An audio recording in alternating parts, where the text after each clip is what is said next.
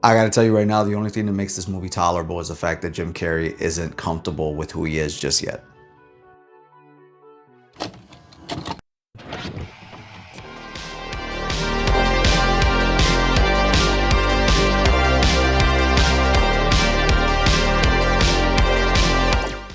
What's going on, people? Alex Thorn here, and I'm just a rock and roller who in his downtime likes to watch movies while wearing a bandana.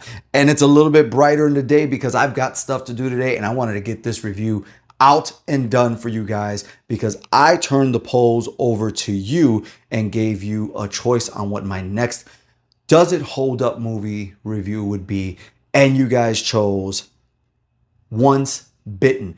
I gotta tell you right now, I am not a big fan of Jim Carrey. I grew up with Jim Carrey. Remember, I'm a child of the mid 80s. So Jim Carrey's come up into Hollywood is me witnessing all of that in living color, witnessed all of that. Him showing up on comedy shows and late night talk shows. Him getting into Ace Ventura and Ace Ventura 2 and all this stuff and becoming this massive guy. Him getting the role as Riddler. I witnessed all of it. But Jim Carrey very much is a one-trick pony. Once you've seen his jokes, you've seen all of his jokes. And what saves this movie, which is about a centuries-old vampire, the Countess, played by Lauren Hutton, has kept her youthful looks by drinking the blood of male virgins. Since she finds this prey challenging to come by, she is thrilled when she meets young Mark Kendall, played by Jim Carrey, who wants to lose his virginity. Yet, he has a reluctant girlfriend, Robin, played by Karen Coppins. After luring Mark away from the club, the Countess drinks his blood. But the hapless guy isn't sure what has happened until he starts exhibiting unusual symptoms. Now, look, Jim Carrey is not Jim Carrey in this movie until about 50 minutes in. And yes, I paused the movie because I was like, it took this long for him to show signs of the quirks and characteristics we would see him exhibit many years later. It was different. It was new.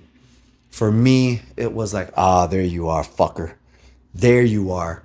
Because up until that point, he really doesn't show any personality whatsoever. He's very much one of those guys that like hunches over throughout the, that hurts. He hunches over throughout the whole movie. He's got two buddies. One of them is just unbearable.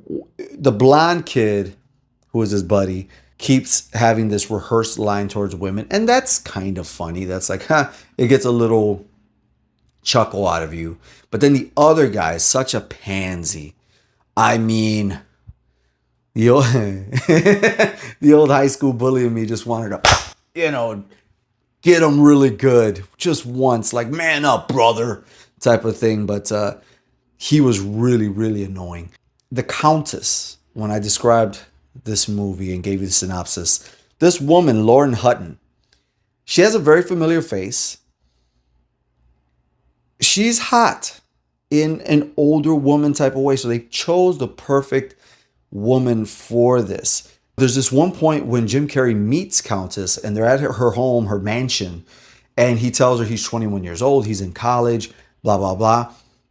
It didn't click with me that he was lying yet until a scene later on where they actually are in school after him and Countess do what they do and she bites him in the, you know what?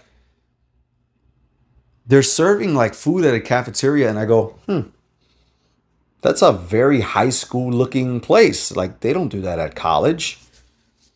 Come to find out, he's in high school.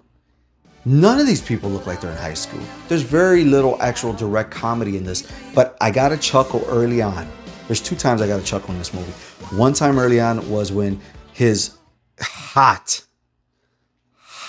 girlfriend, Robin, but there's this moment early on where they're in the ice cream truck and he's trying to get it on with her as all high school kids do. And she's protecting her virtues and, oh, I'm not ready yet. It's not the right time.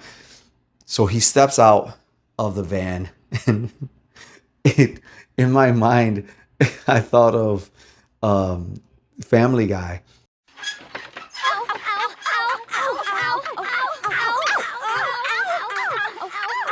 It's exactly what happens here. And all the cars are going up and down because everybody's getting action. There's legs hanging out of one car. One dude is ass out, doing the chicken missionary. It's great because every car but his is moving up and down and getting busy. That got a chuckle out of me. And then there's a scene later on when Robin figures out what Jim said is true, that he possibly got bit and so forth, that he might be turning into a vampire. So she needed the boy. She could do it, okay? She could have done it, but she's still up in arms because he cheated on her. But she enlists his friends to take a look at his schlong and see if he truly did get bit.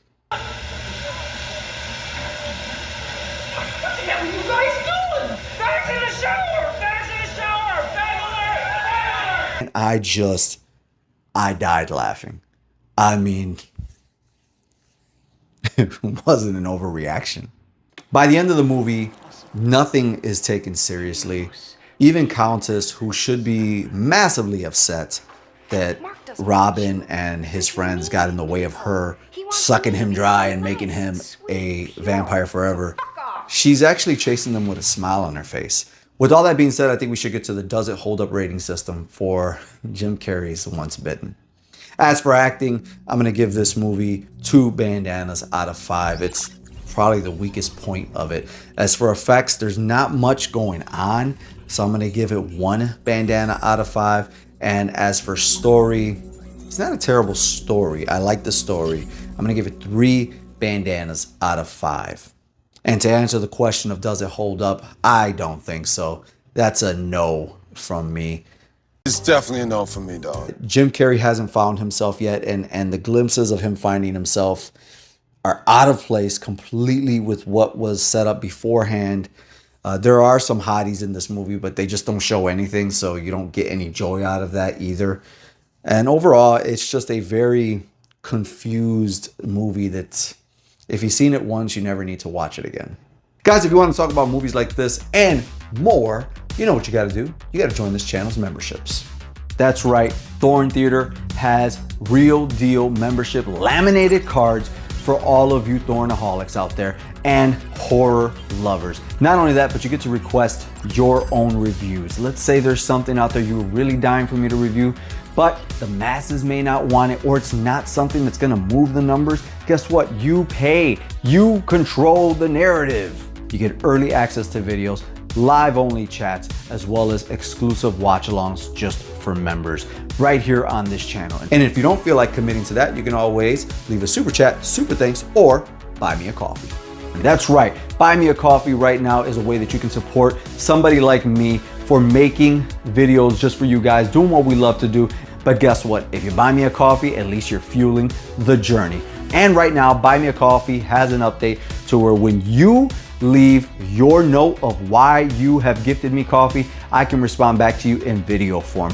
And guys, with it being holiday season, I need you to appreciate everything and everybody you have in your life, because I'm Alex Thorn, and you know what I gotta do.